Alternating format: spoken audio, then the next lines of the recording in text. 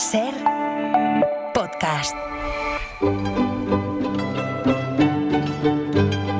En La Ventana acontece, que no es poco, un relato personal de la historia, con Nieves con Costrina, Cadena Ser.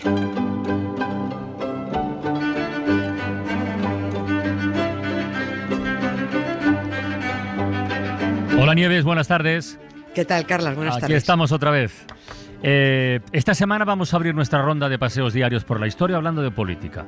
Y más concretamente del bipartidismo. Que alguien pensará, eso es lo del PP y el PSOE, ¿no? Que se han ido turnando en el poder, en el gobierno central, y en otros, desde que España recuperó la democracia. Bueno, pues no. No, porque ese bipartidismo, con sus pros y sus contras, ha sido fruto del voto de los ciudadanos, ¿vale? Ajá, totalmente. Pero del que vamos a hablar hoy, no. Ese fue un bipartidismo trucado. Bueno, de hecho se llamaba no bipartidismo, sino le llamaban turnismo, y el nombre ya de entrada da muy mala espina, pero mucha. Pues fíjate, sí. El turnismo. Mira, sí. Hace poco, aunque fue el año pasado, pero hace poco, estuve poniendo a parir a Antonio Cánovas del Castillo. Lo recuerdo. Pues para uno es un gran político y para otros un corrupto y un retrógrado. Yo estoy en el segundo grupo, para dar el dato.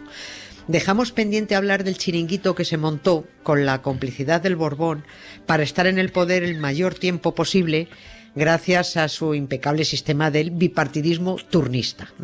Estamos hablando del apasionante último tercio del siglo XIX, que en realidad ha marcado la historia política de este país, para mal. Muy para mal, creo yo, desde mi punto de vista. Eso del bipartidismo, del turnismo, significa que las elecciones las iba a ganar sí o sí el partido al que le tocara el turno de gobierno. Claro, ahora te pones tú, ahora me pongo yo. Y claro, cualquiera dice, ¿esto cómo se come, no? Porque si hay elecciones no puedes saber a quién le va a tocar hasta después de las elecciones. Pero no. Estaba todo organizado para que ganara al que le tocara el turno de gobierno. Porque para eso existía el sistema del caciquismo y el pucherazo que se instalaron con el acuerdo de dos únicos partidos. El de Antonio Cánovas del Castillo y el de Práxedes Mateo Sagasta. Que, bueno, pues que se irían pasando el testigo. ¿Y cuánto tiempo estuvimos así? Pues estuvimos 15 años. 15 más o menos, sí. De Cánovas a Sagasta y de Sagasta a Cánovas, hasta que un anarquista se cargó a Cánovas, pero el tramposo bipartidismo turnista siguió unos años más, y de aquellos polvos, estos lodos.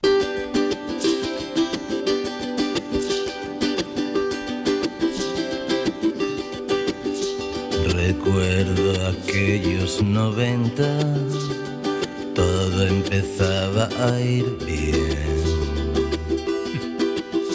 Mi trabajo, aunque precario, era al fin y al cabo trabajo también. Y yo que votaba a Felipe, creí en el milagro de Aznar.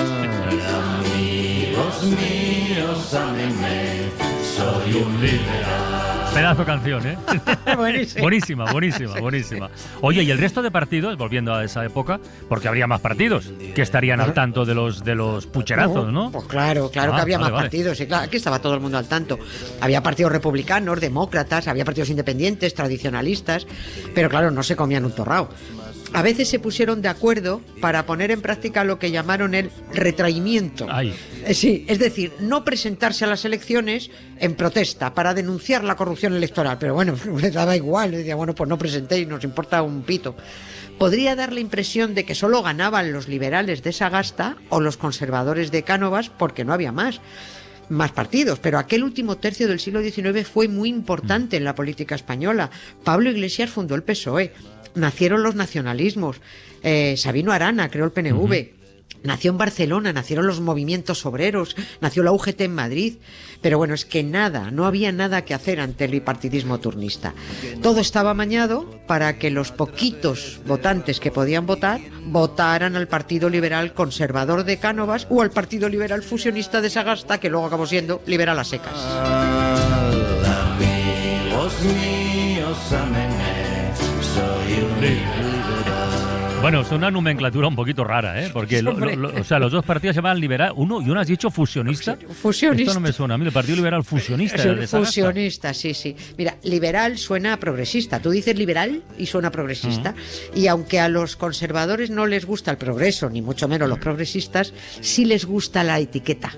Por eso se apropian siempre de la terminología más progresista.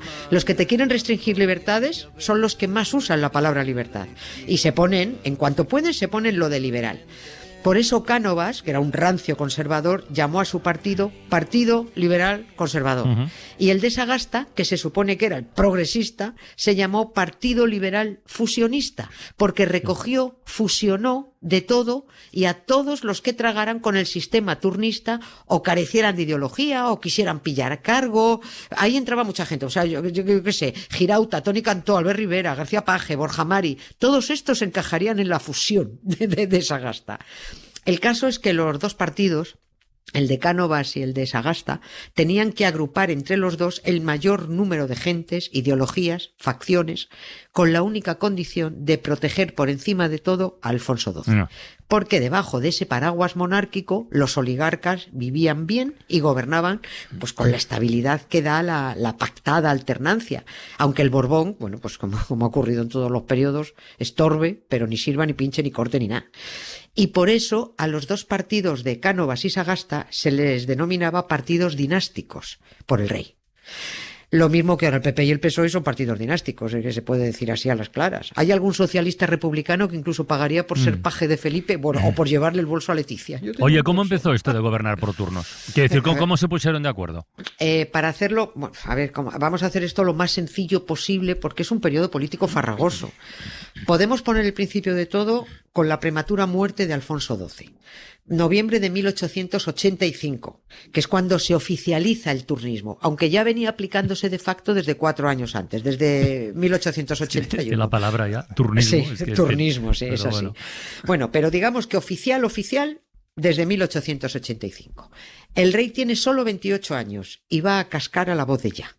Los planes de Cánovas de restaurar a los choris de los Borbones y consolidar la monarquía se le están yendo a la mierda directamente, porque el pavo de Alfonso XII se le muere y se va a quedar de regente una tal Cristina de Habsburgo, inexperta, arisca, que cae fatal, austriaca, con 2 hijas y embarazada no se sabe de qué.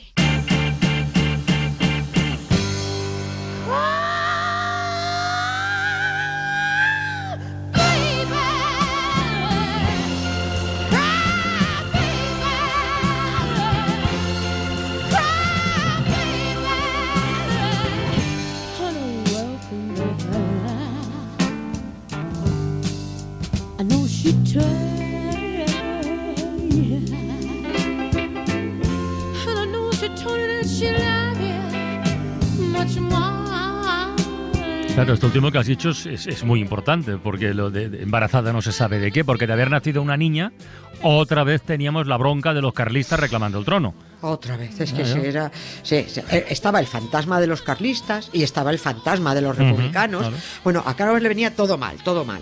Se venía encima un vacío político peligroso para los monárquicos y había que hacer trampas. Cánovas tenía que asegurarse el control del país y un día antes de la muerte del rey, un día antes solo, se reúne con Sagasta y le dice: verás, amigo Práxedes, España la tenemos que dirigir entre tú y yo. Los dos somos alfonsinos y ahora que se nos muere el figurín pues tenemos que manejar a la austriaca, que va a ser seguro que va a ser una chica obediente porque querrá proteger el trono. Tú sigue apoyándome en mi plan de proteger la corona, amigo Práxedes, y así la corona nos protegerá a nosotros. Y además, para que veas mi buena intención, yo, que soy ahora presidente del gobierno, voy a dimitir ya mismo, antes de que casque el rey, para que la regencia de la Cristi empiece contigo. Un presidente liberal. Y en cuanto convoquemos elecciones, tú sales ganador y el primer turno de gobierno te toca a ti. ¿Qué, amigo Práxedes, te hace el plan? Dijo Práxedes, sí, me hace, Antonio, me hace. Y así se acordó el bipartidismo turnista, de Cánovas a Sagasta y de Sagasta a Cánovas. Claro, es que este sistema de turnos, otros también, otros seguramente más democráticos, incluso también caen en eso, pero este sistema de turnos lleva inexorablemente a la corrupción. Sí, sí. Porque esto del turnismo exactamente, ¿por qué mecanismo se articulaba? Es que está loco porque, todo. Claro, no sé. Pues haciéndolo todo al revés. O sea, en vez de convocar elecciones, disolver las Cortes y que la regente propusiera como presidente al candidato del partido ganador, la regente nombraba al presidente que le tocara, Cánovas o Sagasta, se formaba gobierno, se disolvían las Cortes y se convocaban elecciones. Es hermanos Marx total, ¿eh? ¿Verdad? No, lo digo en serio, sí, ¿eh? Es sí. que dices... Claro, coño, es que, claro, o sea, esas elecciones, por supuesto, las ganaba el presidente que había propuesto la regente, el gobierno que ya estaba formado. O sea, eso era magia potagia. Aunque, a ver, claro, aunque estemos hablando de elecciones, nadie llame a esto democracia. Por Oye, supuesto. y antes has mencionado el concepto pucherazo, o sea, compra de votos. ¿Esto cómo se hacía, lo de la compra de votos? ¿Cómo se encima era necesario hacerlo o qué? Sí, a ver, los censos electorales los controlaban los ayuntamientos. Y en los pueblos era facilísimo que el cacique manejara al electorado. En las primeras elecciones, en las que el turno le tocó a Sagasta, el caciquismo lo tuvo facilísimo, porque en España solo podía votar el 5% de la población. Y ese 5% eran hombres mayores de 25 años y de determinada renta. ¿Te acuerdas que ya lo mencionamos? Sí. Es lo que se llamaba el sufragio censitario. Sí, censitario. O sufragio restringido. Bien. Pero en las siguientes elecciones ya se cambió al sufragio universal. Universal de solo a medias. Claro, universal de solo hombres y mayores de 25 años. Eso supuso que se pasó de 800.000 votantes, que los caciques manejaban muy bien, a los 5 millones de votantes. Y ahí es donde los caciques recurrieron a todo tipo de trampas, irregularidades, falsificaciones. Aquello era de un descaro insoportable. El pucherazo, palabra que nos ha quedado desde entonces, era el más recurrente. Viene de puchero, evidentemente, porque antes no se metían los votos en urnas, en los pueblos. En los pueblos se recurría al puchero de barro de los cocidos.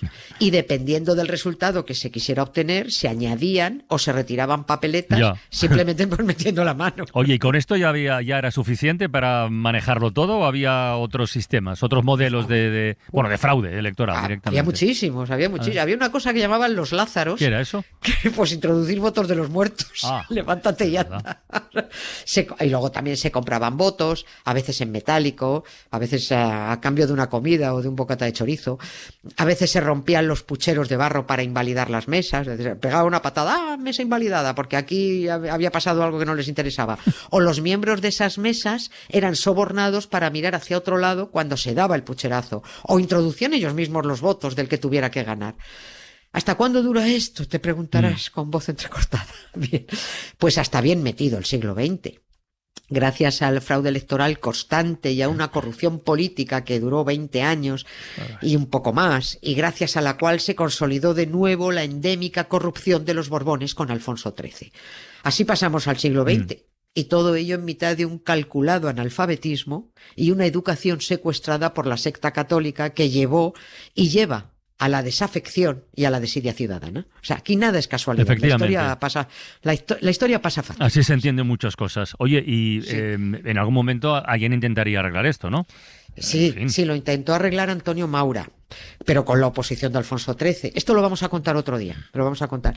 Voy a acabar con una cosa que me he resistido a decir, a muchos de los oyentes les habrá sonado, pero yo es pero es que tengo que usar una palabra que no me gusta fuera del contexto de la exclamación o de la sorpresa, porque la decimos todos, decimos coño. Y a veces así, ya medio mordido, ¿no? Coño, sí. Pues yo la uso mucho, sí, pero fuera de ese contexto pues me molesta, no puedo evitarlo. Hay dos frases que se atribuyen a Alfonso XII en su lecho de muerte. Son mentiras, seguro, porque no encajan en un moribundo, pero así se han recogido en infinidad de libros y artículos, aun admitiendo que probablemente son falsas, pero son muy ilustrativas de aquel periodo. Son dos consejos que se supone Alfonso XII le dio a la que iba a ser su viuda, Cristina de Habsburgo. Uno fue recomendándole obediencia y fidelidad, cuando le dijo: Cristinita, guarda el coño y ya sabes, de Cánovas a Sagasta y de Sagasta a Cánovas. No está mal. Sí. El otro consejo que le dio respecto a su embarazo fue: si nace un chico, no le pongas Alfonso, que será el 13 y la va a cagar. Más o menos. Ya lo has dicho tú antes, magia potagia. Magia potagia.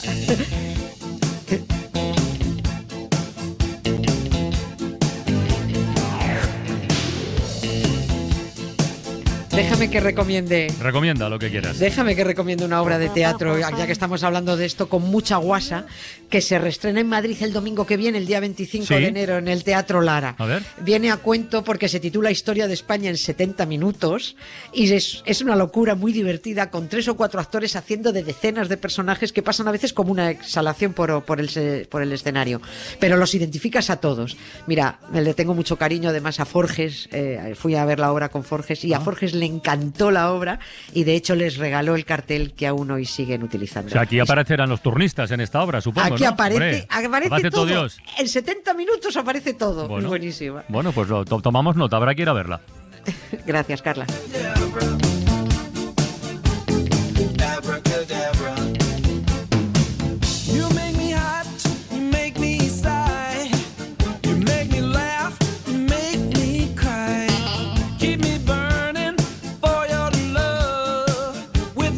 Oye, que no nos hemos despedido. Hasta mañana, Nieves. Hasta mañana. Un beso, Carla. Venga, Gracias. adiós. Para no perderte ningún episodio, síguenos en la aplicación o la web de la SER, Podium Podcast o tu plataforma de audio favorita.